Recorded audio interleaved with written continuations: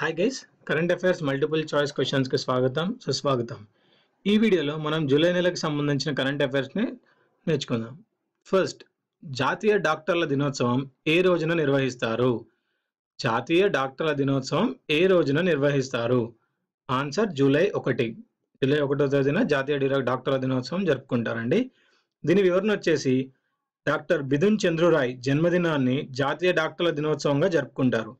So ఎవరి జన్మదినాన్ని డాక్టర్ల జాతీయ దినంగా జరుపుకుంటారు? డాక్టర్ బిధున్ చంద్రురాయ్. ఈయన పశ్చిమ బెంగాల్ రాష్ట్రానికి రెండో ముఖ్యమంత్రిగా పనిచేశారు.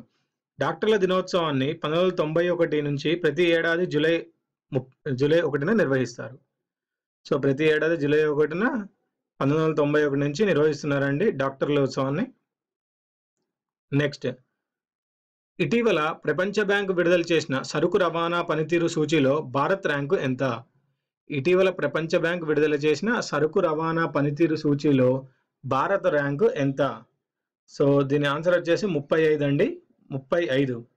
సో దీని వివరణ వచ్చేసి ప్రతి 2 ఏళ్లకు ఒకసారి ప్రపంచ బ్యాంక్ లాజిస్టిక్ పెర్ఫార్మెన్స్ సూచీని విడుదల చేస్తుంది. సో ఈ సూచీని ఎవరు విడుదల చేస్తారండి? ప్రపంచ బ్యాంకు. ఇందులో ఈ ప్రపంచ బ్యాంక్ విడుదల చేసిన సూచీలో భారత ర్యాంక్ ఎంత అండి? 35. నెక్స్ట్, ఇటీవల railway India technical and economic service ఏ దేశానికి 60 బ్రాడ్ గేజ్ ప్యాసింజర్ కోచ్లను సరఫరా చేసింది? ఇటీవల railway India technical and economic service ఏ దేశానికి 60 బ్రాడ్ గేజ్ ప్యాసింజర్ కోచ్లను సరఫరా చేస్తుంది? సో దీని ఆన్సర్ వచ్చేసండి బంగ్లాదేశ్. సో దీని వివరణ వచ్చేసి railway India technical and economical service 120 broad gauge కోచ్లను బంగ్లాదేశ్కు పంపేందుకు ఒప్పందం కూర్చుకుంది. మొదటి విడతగా 60 ప్యాసింజర్ కోచ్లను పంపించింది. సో మొత్తం ఎన్ని బ్రాడ్ గేజ్ కోచ్ల కోసం ఒప్పందం కుదుర్చుకుందండి? 120. సో మొదట విడతలో 60 ప్యాసింజర్ కోచ్లని పంపించిందండి. నెక్స్ట్, ప్రపంచంలోనే అతిపెద్ద నౌకా విన్యాసాలు ఎక్కడ జరిగాయి? ప్రపంచంలోనే అతిపెద్ద నౌకా విన్యాసాలు ఎక్కడ జరిగాయి? సో ఆన్సర్ వచ్చేసి హవాయి అండి, హవాయి. సో దీని వివరణ వచ్చేసి రింపాక్ట్ 2016 పేరుతో ప్రపంచంలోనే అతిపెద్ద అంతర్జాతీయ నౌకా విన్యాసాలు హవాయిలో జరిగాయి. 1971 నుంచి ప్రతి 2 ఏళ్లకు ఒకసారి ఈ విన్యాసాలు నిర్వహిస్తున్నారు. ఇందులో మొత్తం 26 దేశాలు పాల్గొనున్నాయి. భారత్ తరపున ఐఎన్ఎస్ సాత్పురా పాల్గొంది. సో భారత్ తరపున ఎవరు పాల్గొన్నారండి? ఐఎన్ఎస్ సాత్పురా. నెక్స్ట్, దేశంలో గ్రిడ్కు అనుసంధానమయ్యే పైకప్పు సౌర ఫలకల ప్రాజెక్టు ఆర్థిక సహాయం చేయనున్న బ్యాంక్ ఏది? దేశంలోనే గ్రిడ్కు అనుసంధానమయ్యే పైకప్పు సౌర ఫలకల ప్రాజెక్టుకు ఆర్థిక సహాయం చేయనున్న బ్యాంక్ ఏది? సో దీని ఆన్సర్ వచ్చేసి ప్రపంచ బ్యాంక్ అండి. దీని వివరణ వచ్చేసి భారత్లో రూఫ్ టాప్ సోలార్ ప్రాజెక్ట్ కోసం ప్రపంచ బ్యాంక్ $625 మిలియన్ రుణాన్ని అందజేయనుంది. ఈ మేరకు స్టేట్ బ్యాంక్ ఆఫ్ ఇండియా ఒప్పందం చేసుకుంది. ఈ మేరకు ఎవరు ఒప్పందం చేసుకున్నారండి? స్టేట్ బ్యాంక్ ఆఫ్ ఇండియా ఒప్పందం చేసుకుంది. సో దీనికి ఆర్థిక సహాయం ఎవరు అందిస్తున్నారండి? రూఫ్ టాప్ సోలార్ ప్రాజెక్ట్ కు ప్రపంచ బ్యాంక్ అండి. Next, federation of Indian chambers of commerce and industry Telangana chairman ఎవరు?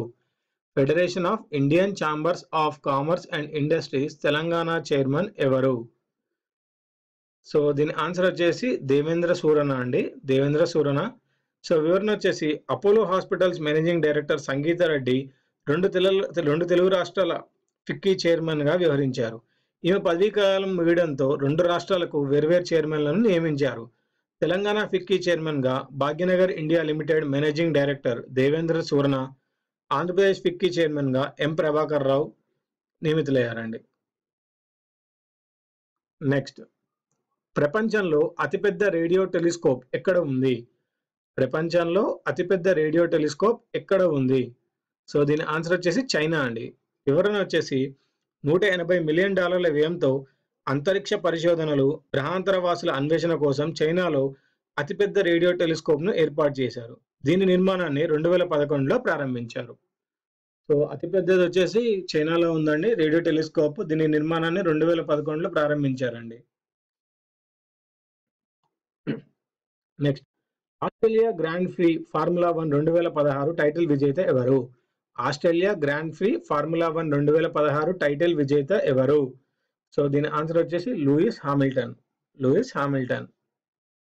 నెక్స్ట్, స్విస్ బ్యాంకుల్లో డబ్బు దాచుకున్న దేశాల్లో భారత్ ర్యాంకు ఎంత? స్విస్ బ్యాంకుల్లో డబ్బు దాచుకున్న దేశాల్లో భారత్ ర్యాంకు ఎంత?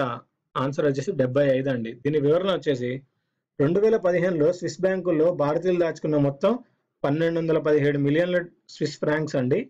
అదే 2016లో 596 మిలియన్ స్విస్ ఫ్రాంక్స్ కి తగ్గింది. సో 2015లో భారత ర్యాంకు 61 ఉండగా 2016లో వచ్చేసి ఇది 71 అండి. ఎందుకంటే మొత్తం అమౌంట్ తగ్గిపోయింది స్విస్ బ్యాంకుల్లో. సో అందుకని ర్యాంక్ కూడా ఆటోమేటిక్గా 75కి వచ్చేసిందండి. ఇంతకు ముందు వచ్చేసి 61 అండి ర్యాంక్ 2015లో. సో 2016లో 75. నెక్స్ట్, బ్రిక్స్ దేశాల రెండో యూత్ సమావేశం ఏ నగరంలో జరగనుంది? సో బ్రిక్స్ దేశాల రెండో యూత్ సమావేశం ఏ నగరంలో జరగనుంది? Answer Guwahati. Next, India jet engine project పునరుద్ధరణకు 1 బిలియన్ యూరోల ఆర్థిక సాయం అందించిన దేశం ఏది? ఇండియా జెట్ ఇంజన్ ప్రాజెక్ట్ పునరుద్ధరణకు 1 బిలియన్ యూరోల ఆర్థిక సాయం అందించిన దేశం ఏది? ఆన్సర్ ఫ్రాన్స్ అండి. ఇవండి ఈ వీడియోలోని కరెంట్ అఫైర్స్. ఈ వీడియో మీకు నచ్చినట్టయితే లైక్ చేయండి, సబ్స్క్రైబ్ చేయండి, షేర్ చేయండి. వచ్చే వీడియోలో మరికొన్ని కరెంట్ అఫైర్స్తో కలుద్దాం.